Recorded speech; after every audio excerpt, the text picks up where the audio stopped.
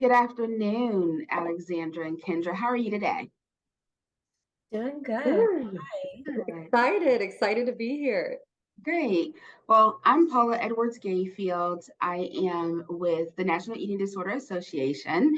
I am on the clinical advisory board, and I am really excited to bring back a conversation with Alexandra Miles and Kendra Williams that we sort of previously had during NeetaCon regarding Project Blackbird. And taking this opportunity during Eating Disorder Awareness Week to continue this discussion, have another bit of a focus, if you will. And I'm just really excited to have you both here. As I mentioned, I'm Paula Edwards Gayfield. I've been working with eating disorders for 16 plus years now at this point, and I'm also again a part of Project Blackbird. I've been honored to work with Alexandra and Kendra, and so I would like to formally introduce you both. Um, Kendra Williams is one of the partners with Project Blackbird. She was born and raised in Orange County, California. Kendra Williams is an advocate for fostering conversations that destigmatize mental illness within African American communities and other underrepresented communities. While she continues to shine a light on unhealthy norms, assumptions, and the long term damaging effects of eating disorders, she recognizes she recognizes recovery to be the most essential aspect for living a purposeful and authentic life. Initially an architecture major at Tuskegee University, personal experiences and societal shifts have led Kendra to study sociology at Mount San Jacinto Community College, where she is an honors student. Kendra's future aspirations include acquiring her PhD and using her love of writing to build bridges by acknowledging and removing real and perceived barriers to social progression. Her work has been featured as a part of the film project Blackbird in 2022. Kendra is a lover of all animals and is a proud pet parent to her guinea pig. Is it Nala? Yes. Yes, Nala. And her Russian tortoise, Agatha. What a name, Agatha. In her free time, she enjoys listening to music, reading, laughing, and spending quality time with her loved ones. Welcome, Kendra. Thank you, Paula. I would also like to introduce Alexandra Miles, the founder of Project Blackbird. Alexandra Miles was born in Washington, D.C., and has since been on an unconventional path through many industries and many cities, finding her way in Boston, Los Angeles, and currently Savannah, Georgia, although I think she's now in Washington, D.C. Back as in well. DC, yes. Okay. With an undergraduate degree in business from Boston University and currently earning her Master's of Fine Arts from SCAD, the Savannah College of Art and Design. She now enjoys her work as a startup strategist, an actress, producer, and a change maker. She currently works as Director of Development for the female led organization Zive. Is it pronounced Zive? Yes, Thank you. And it's yes. Zive, in case anyone wants to search it, empowering the next generation of young female change makers and entrepreneurs. Alexandra is also currently the producer behind Project Blackbird and the producer of the film Blackbird. Alexandra is known for her most recent acting work on The Takeout Move 2022 and Blackbird 2022. She values authenticity, kindness, honesty, and empathy, and will always have a soft spot for goofy puns and bad humor. I love it. Welcome, Alexandra. Dad jokes all the way. Throw them at me. Thank you, Paula. You're welcome. Oh, that's a great way. I need to update my bio to reflect those things. I think I love it. It just is so engaging and inviting both of you, giving a little bit of personal connection there. So thank you again for your willingness to chat with me about during the National Eating Disorder Awareness Week. And this year's theme is It's Time for Change, Strength Through Experience and Knowledge. And we just really thought, let's have you back. Let's talk about this as I think about the changes that you all have made this past not quite a year. There's been a lot of changes, but acknowledging sort of the strength through experience and knowledge as well. Blackbird, the story of Blackbird really uses art to share your stories of your eating disorder experiences, as well as eating disorder experiences of other individuals as well, and really to inspire change. We believe that that's just very on theme with the topic for this year's Eating Disorder Awareness Week. And so, as you all hear this theme, it's time for change, strength through experience and knowledge. What comes to mind for you? So, I guess for me, well, I'll briefly share for anyone who has not seen Blackbird, has not, been a part of Project Blackbird. Blackbird, the film, it depicts the story of Kendra and I when we met back in treatment. I think it was 2018, I want to say. So years ago. And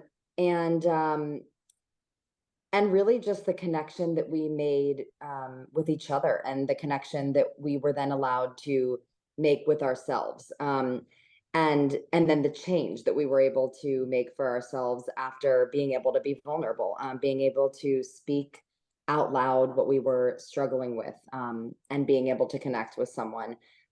So that in itself, the film, I think, is a story of change, personal growth, change together, and just a story of connection. So I'll say that first. Kendra, I don't know if you want to touch it all on how it pairs with this year's themes, but yeah.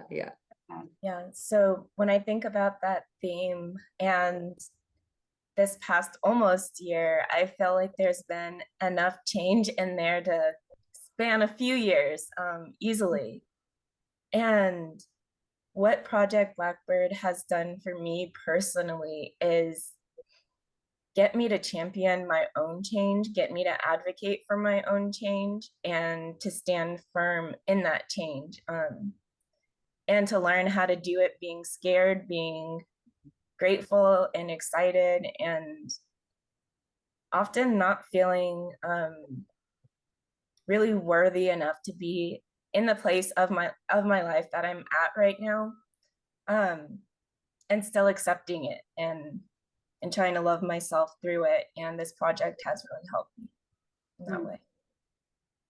I think touching on that too, the project itself, I think, is at least for me, has been an opportunity to share my experience and knowledge, but to also recognize that I am going through and constantly updating my experience and knowledge.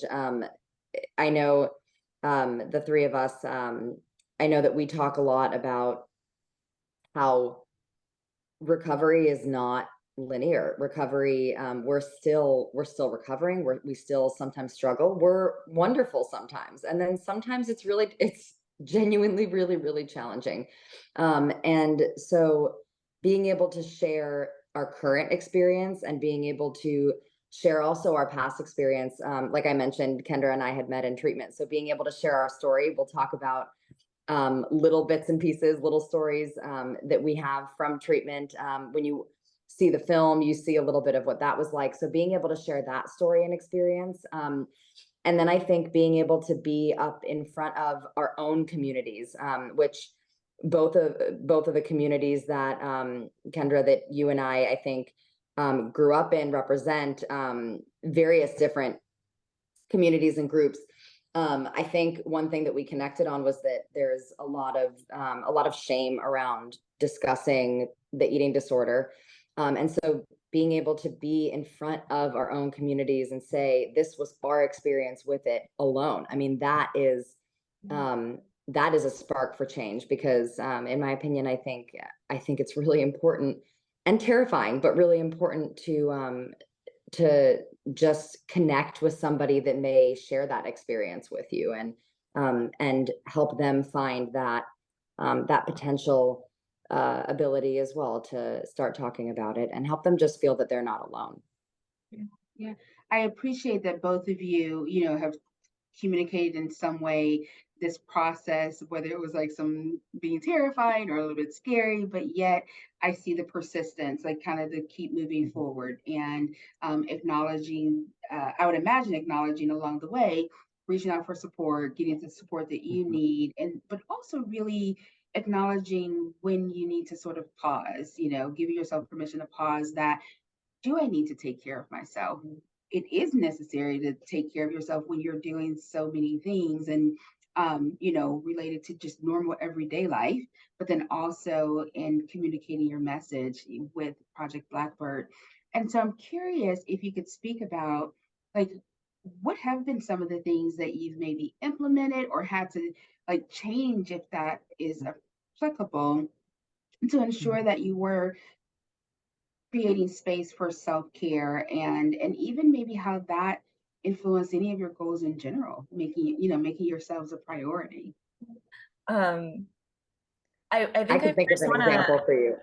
I think I first want to emphasize that the challenge in self-advocacy or self-care even, or just, um, I don't want that to be understated, especially for me, what I found in recovery from eating disorder, a lot of what my disorder did for me was help me shut myself off, help me, not give myself the attention and give everything outwards. So the practice of turning my attention inward, it often does not feel like the right thing to do. And I've learned that I have to do it anyways. Even if I'm not feeling that compassionate towards myself, like that compassion, it goes a long way. And even over the course of this past year, you both know that there was an event in the fall where I had to call out and say, you guys, like I just can't do this. I don't have the bandwidth. And I think that was the first time I probably like stood up and said like, no, I can't do something.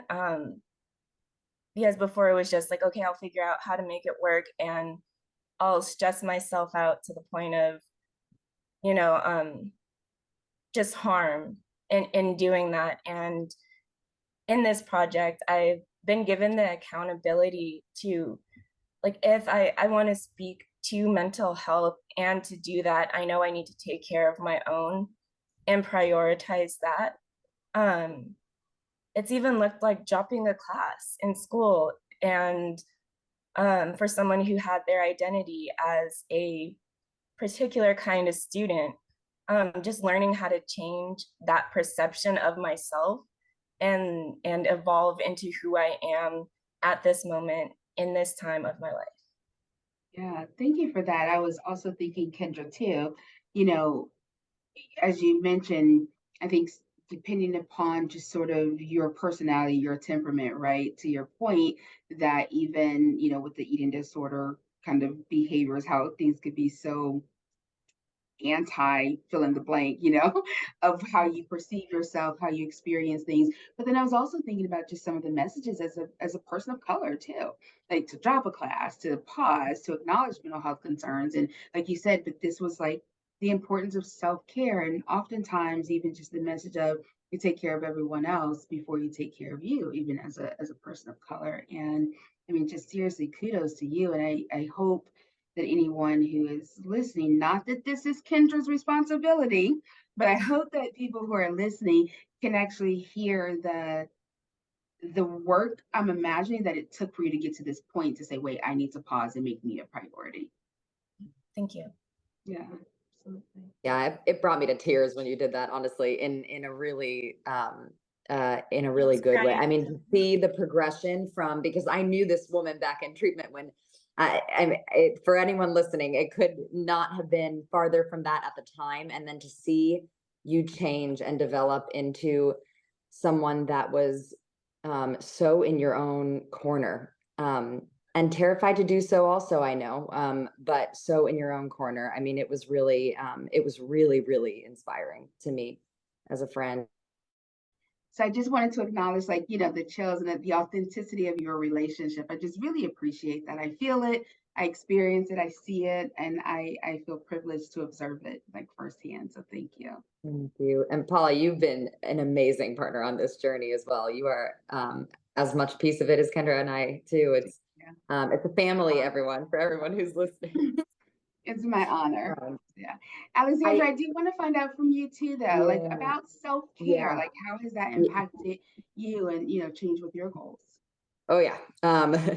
So yeah, I will be very honest with my process too. So um as the producer of Project Blackbird, and for anyone who doesn't know me, I am very type A. I am very controlling. I have this need to achieve and need to strive for perfection. I think that's a lot of what hurt me, and a lot of what really fed and sometimes does feed my anorexia. And so through this process, as I was starting Project Blackbird and starting to build this up. Now it's still kind of in its inception phases.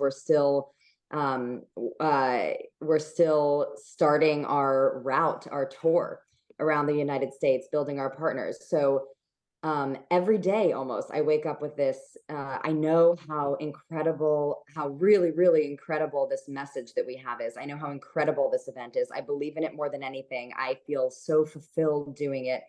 And I think it is so incredibly important. And so then with that, I have this weight on my shoulders, honestly, every day, because I think I could be doing more. I should myself a lot. I should be doing more. I could be reaching this person. There's a world. Well, listen, I could always be doing more. There's always going to be something else and someone else that I could be reaching. And eventually, I'll be honest, I really started to spiral with it. And I had to tell myself, breathe, Alex, and sit down and recognize that there is always going to be something more. So set your own boundaries and just say enough, and just say enough. And honestly, I have to tell myself that almost every single day. An hour ago, for an example, I'm not a napper. I do not like naps. Um, I didn't sleep well last night. I woke up early. I was exhausted. I told myself, what does it matter if I just take an hour and put my head on that pillow and just do nothing? And I did. And I feel amazing. But it's hard. It's hard still for me to do that. I won't lie. And so having to take that space. And then another example, I know we were chatting the other day, and I think we'll get more into it, but having to hold the space for myself and my disorder while also being there for others, and an audience where a lot of people are experiencing still a lot of that struggle, and or someone that may not even know that they have this struggle. And I'm standing here in front of a world where I am trying to help someone else, yet I still need to help myself. And I want to be honest about that, but I still want to hold the space for others and myself. So about a month ago, when this was getting really overwhelming, I reached out to a process group, because I really, that's something that really helps me, is just a community. I really enjoy a community space. And I thought a lot about it, because to be honest, I really thought, well, who am I to stand in front of a group of people and help when I'm seeking help myself? And I think that's the most beautiful thing of it all. That's the most authentic thing of it all. And I told myself, I'm a warrior. I'm a champion for both others and myself. And if I wasn't, then I would not be as much of a champion for others if I couldn't be a champion for myself like that. So yeah, it's being able to acknowledge both the good days and the bad, both the beauty and the pain, and hold that space, because if I wasn't able to, then I wouldn't be able to be there Right. for other But people. Alexandra, I would state that you kind of gave a little bit of a teaser to our next topic. And so I definitely feel like that's something that we'll go into a little bit more, in a future discussion. That being said, though, I do want to give Kendra, if you have any kind of points that you want to share, like kind of related to that before we leave, but not so much, because we kind of want to have them come back, right, to our next one. It's such an important, discussion Yeah. about how do you face for yourself as well as for the mission that both of you have. Yeah, I think the only thing I just want to throw out there is that nobody here, not me, Allie, you, Paula, like, we're not here to give answers. we're here to have a conversation and to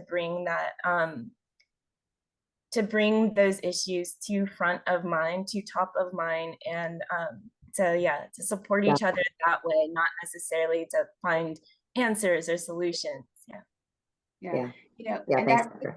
oh, sorry, go ahead, Alexandra. No, I was just saying thank you. Yeah, thank you for for articulating that and articulating it so nicely. Well, I think is really what both of you have shared thus far, and again, kind of in the teasers of things to come, as I'm listening, it really brings me back to the theme of Eating Disorder Awareness Week.